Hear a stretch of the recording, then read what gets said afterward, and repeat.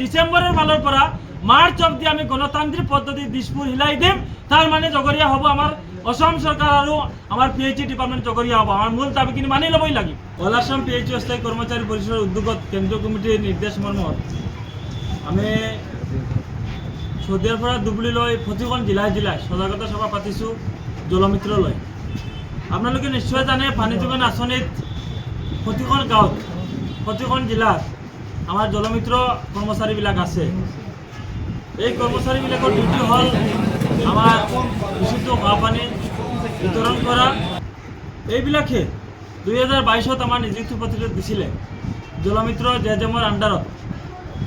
আমাৰ জলমিত্ৰ পোষ্টখিনি আমাৰ water user কমিটিৰ যোগেদি দিছিলে। আমাৰ মূল দাবীখিনি আছিল ডিপাৰ্টমেণ্টেৰ যোগেদি দিয়াৰ কাৰণে বিভিন্ন গণতান্ত্ৰিক পদ্ধতি আন্দোলন সভা সমিতি কৰাৰ পাছত আমাৰ বাৰম্বাৰ ডিমাণ্ড দিয়াৰ পাছতো আমাৰ ইউজাৰ কমিটিৰ যোগেদি এখন এংগেজমেণ্ট লেটাৰ দি থৈছে, আমি মানিও লৈছোঁ।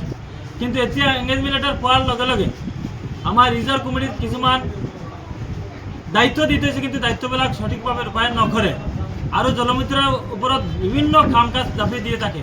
আমাৰ জলমিত্ৰৰ কাম কাজ হ'ল আমাৰ এই 11,000 ভল্টেজৰ লগত আমাৰ মটৰ ইমান পাৱাৰফুল মটৰ আপোনালোকে চাওক, এটা স্কিমত এটা ট্ৰেন্সফৰ্মাৰ দি থৈছে। সেইখন আণ্ডাৰত আমাৰ বহু জলমিত্ৰ ঢুকাইছে। আমাৰ হাই ভল্টেজত কাম ৰিক্সত লাইফৰ ৰিক্সত লৈ কাম কৰি আছে, কিন্তু ৰিক্সৰ বিনিময়ত আমাৰ দৰমহা বৃদ্ধি মাত্ৰ 7,500 টকা কৰিছে, মানে এতিয়ালৈকে 7,000 টকা পাইছোঁ। আমাৰ দাবীখিনি আছিল লেবাৰ এক্ট মতত আমাৰ শ্ৰমিক আইন মতত আমাৰ দৰমহা দিব লাগে। আমাৰ দাবী আছিল আমাৰ এংগেজমেণ্ট লেটাৰ পৰিৱৰ্তনত আমাৰ ডিপাৰ্টমেণ্টেল এপইণ্টমেণ্ট দিব লাগে। আমাৰ দাবী আছিল ৰিটায়াৰমেণ্ট বেনিফিট দিব লাগে।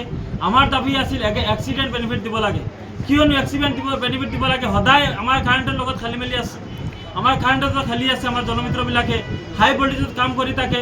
আমাৰ ৰিভাৰ চ'ৰ্চ যিবিলাক আছে, বাৰ্ডবিলাক আমাৰ লোহাৰ নিৰ্মিত থাকে। লোহাৰবিলাক মানে কিমান শ্বৰ্ট চাৰ্কিট হৈ আমাৰ বিশ্বনাথ জিলা এজন মৰিলে, আমাৰ কাছাৰ এজন শ্বৰ্ট চাৰ্কিট হৈ কাৰেণ্ট শ্বৰ্ট চাৰ্কিট হৈ মৰিলে।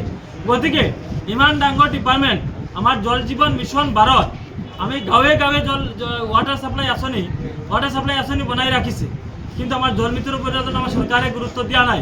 এতিয়ালৈকে কেৱল মাত্ৰ আমাৰ ডেথ বেনিফিট দিছে। আপোনালোকে চাওক, আচৰিত কথা, আমি ডেথ বেনিফিট পাই কি কৰিম? মানে আমি মৰাৰ পিছত আমাৰ ফেমিলি পাব, কিন্তু আমি জীয়াই থাকোঁতে কি পাম? আমাৰ সকলো দাবী হ'ল জীয়াই থাকোঁতে পাব লাগে। আমাৰ পৃথিৱীত এমন এটা ইতিহাসত নাই। আমাৰ এংগেজমেণ্ট লেটাৰ ইউজাৰ কমিটি দিছে, দৰমহা 15 পৰা দিছে আৰু পিএইচই ডিপাৰ্টমেণ্টে মনিটৰিং কৰে। আমি 4টা ডিপাৰ্টমেণ্ট লৈ খেলামেলা কৰিব লাগে। আমাৰ SBM ডিপাৰ্টমেণ্ট এতিয়া এড কৰি দিছে স্বচ্ছ ভাৰত মিছন, জল জীৱন মিছন, PNRD ডিপাৰ্টমেণ্ট আৰু আমাৰ পিএইচই ডিপাৰ্টমেণ্ট।